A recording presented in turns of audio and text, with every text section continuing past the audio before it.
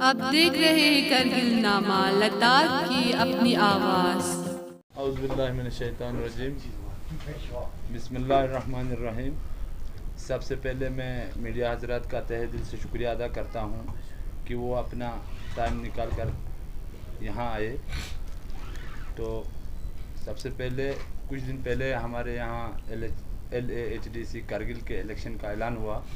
इस सिलसिले में कांग्रेस पार्टी के 9 उम्मीदवारों ने कांग्रेस दफ्तर में अपना नाम बतौर कैंडिडेट दर्ज किया, जो एक जमहूरी निज़ाम और जमहूरी तरीक़ा भी है। इसके बाद हमने एक कोर कमेटी तश्कील दी, जिसका हेड भी हमने बनाया।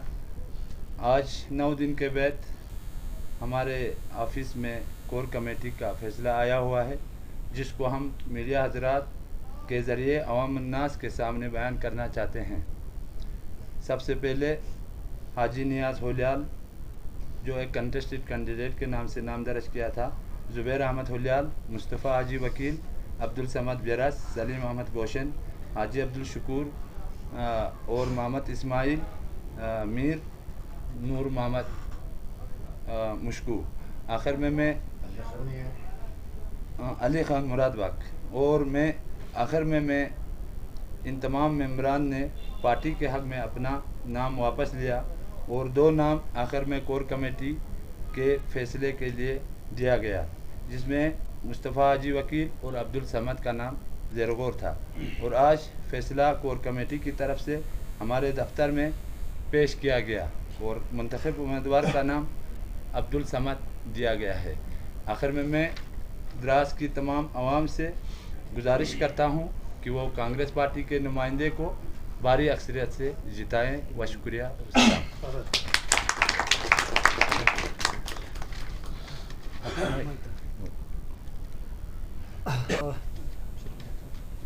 आप सभी को अस्सलाम वालेकुम, मेरे वंडरफुल गुड आफ्टरनून।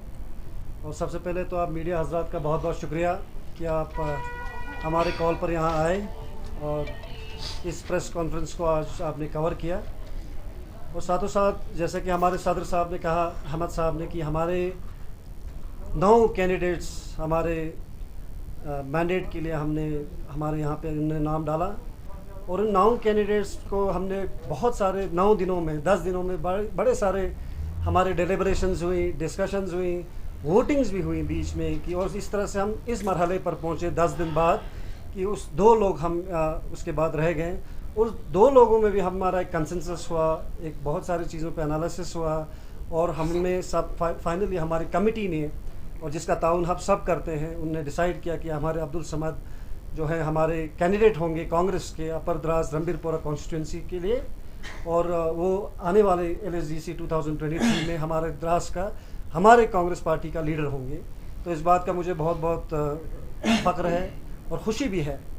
और जैसे कि हमारे अहमद साहब ने कहा, सदर साहब ने कहा कि हमारे 9 कैंडिडेट्स आए थे, तो मैं आपको ये वाज़े करते चलूँ कि हमारे जो 9 कैंडिडेट्स थे वो द्रास के अपर कॉन्स्टिट्यूंसी के डिफरेंट गाँव से आए। कोई बैरस से था, कोई मुरादबाग से था, हम 2 मुरादबाग से थे, फिर होलियाल से था, मुश्कू से था, गोशन से था और हमारे बाकी एरिया से थे।